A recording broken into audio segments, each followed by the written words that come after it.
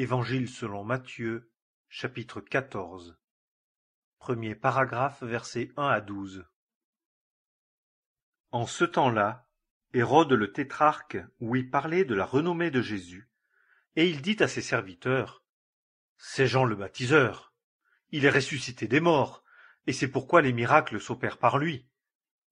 Car Hérode, ayant fait prendre Jean, l'avait fait lier et mettre en prison à cause d'Hérodias, la femme de Philippe son frère, car Jean lui disait: Il ne t'est pas permis de la voir. Et tout en ayant le désir de le faire mourir, il craignait la foule, parce qu'il le tenait pour prophète. Mais lorsqu'on célébrait l'anniversaire de la naissance d'Hérode, la fille d'Hérodias dansa devant tous et plut à Hérode. Sur quoi il lui promit avec serment de lui donner tout ce qu'elle demanderait. Et elle, poussée par sa mère: Donne-moi ici, dit-elle, dans un plat la tête de Jean le baptiseur. Et le roi en fut affligé. Mais à cause des serments et de ceux qui étaient à table avec lui, il donna l'ordre qu'on la lui donnât. Et il envoya décapiter Jean dans la prison. Et sa tête fut apportée dans un plat et donnée à la jeune fille, et elle la porta à sa mère.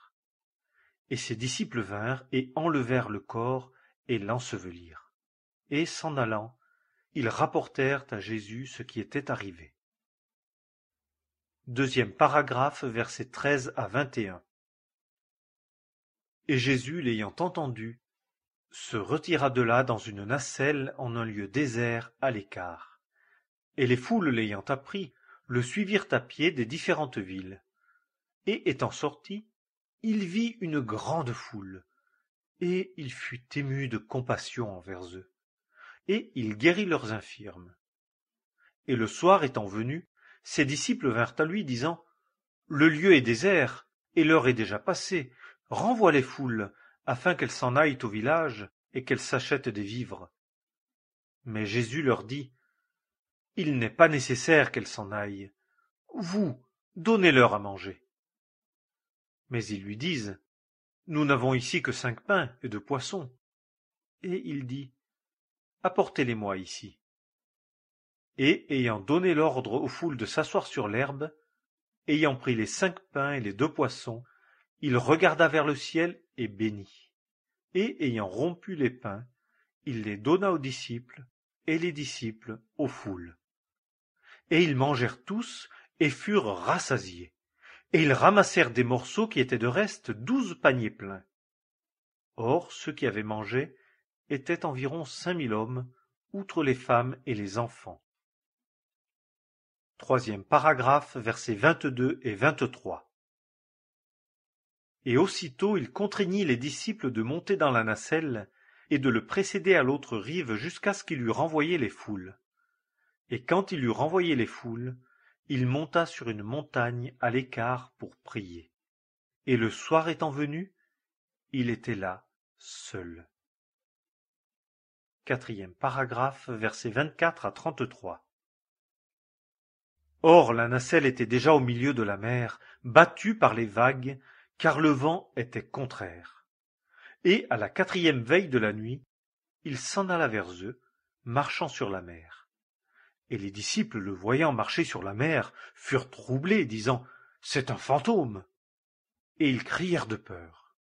Mais Jésus leur parla aussitôt, disant: Ayez bon courage, c'est moi, n'ayez point de peur. Et Pierre, lui répondant, dit: Seigneur, si c'est toi, commande-moi d'aller à toi sur les eaux. Et il dit: Viens. Et Pierre, étant descendu de la nacelle, marcha sur les eaux pour aller à Jésus. Mais voyant que le vent était fort, il eut peur.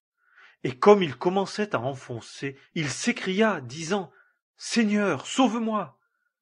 Et aussitôt Jésus, étendant la main, le prit et lui dit: Homme de petite foi, pourquoi as-tu douté? Et quand ils furent montés dans la nacelle, le vent tomba.